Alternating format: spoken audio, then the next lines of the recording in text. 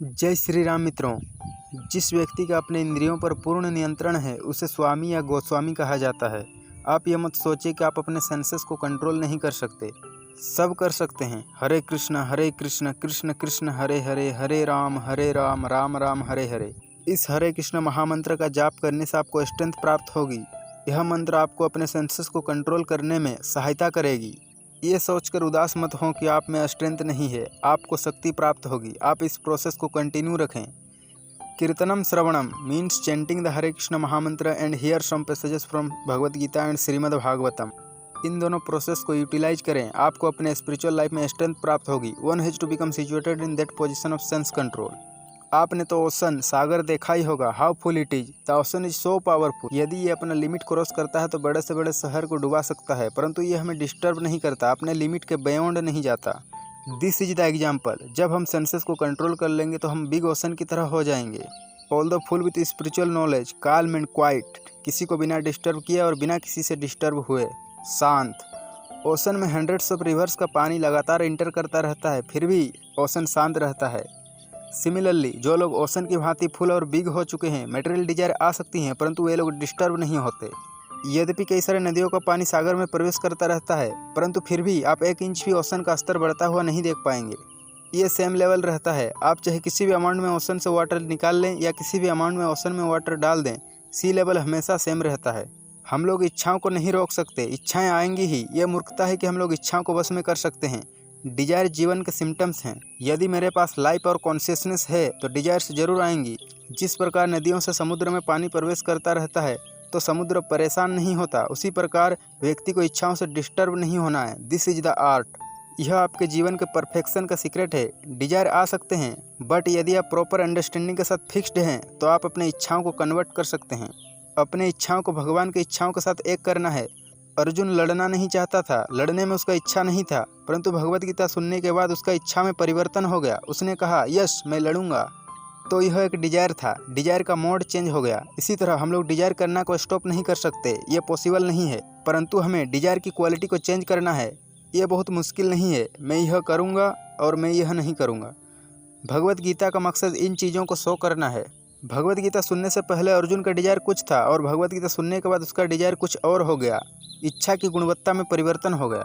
इसी तरह आप भी गीता पढ़ सुनकर अपनी डिजायर को चेंज कर सकते हैं। आपको डिजायर्स को स्टॉप करने की ज़रूरत नहीं है, आपको बस अपनी डिजायर्स को प्योर करना होगा, फिर आप उनसे डिस्टर्ब नहीं होंगे।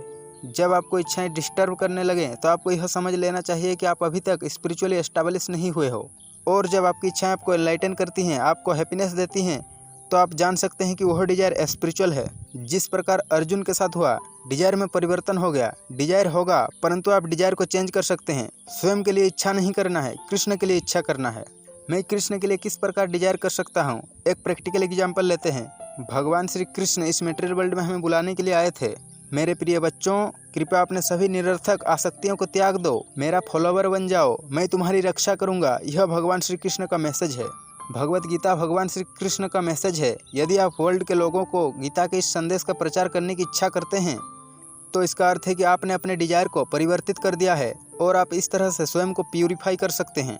डिजायर को एग्जीक्यूट करने की पर्याप्त एक्टिविटीज होंगी, परंतु वे सभी एक्टिविटीज प्यूरिफाइड हो जाएंगी।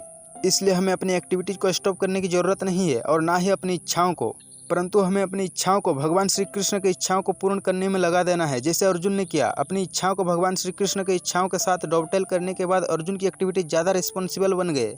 एक कायर की तरह वो लड़ने से इनकार कर रहा था। वह एक क्षत्रिय था, गुड कॉज के लिए फाइट करना उसका ड्यूटी था। गुड कॉज क्या था? श्री कृष्ण उसको फाइट करने के लिए इंस्ट्रक्ट कर रहे हैं, यह मेरा प्लान है, इससे बेहतर कॉज क्या हो सकता है? जब सुप्रीम पर्सनालिटी ऑफ गॉडहेड कहते हैं कि यह मेरा विश है, इससे महत्वपूर्ण क्या हो सकता है? इससे अच्छा प्रयोजन क्या हो सकता है जो डायरेक्टली परम भगवान से आ रहा है? जब हम हमारी इच्छाओं को भगवान के साथ डॉवटेल करते हैं तो हमारा रिस्पॉन्सिबिलिटी और अधिक अनिवार्य हो जाता है। सामान्य की तुलना में हम लोग और अधिक एक्टिव हो जाते हैं। मटेरियल एक्टिविटी में हम थक जाते हैं परंतु स्पिरिचुअल एक्टिविटी में नहीं थकते। This is the difference between material activity and spiritual activity. जब हम स्पिरिचुअल एक्टिविटीज में एंगेज्ड होते हैं तो हमारे पास एक्ट करने के लिए नई शक्ति होता है। इसलिए डिजायर को रोकना नहीं है, एक्टिविटीज को रोकना नहीं है। आप में जो भी क्षमता है वो आपको परम भगवान के द्वारा दिया गया है, क्योंकि आप भगवान के पार्ट और पार्सल हैं।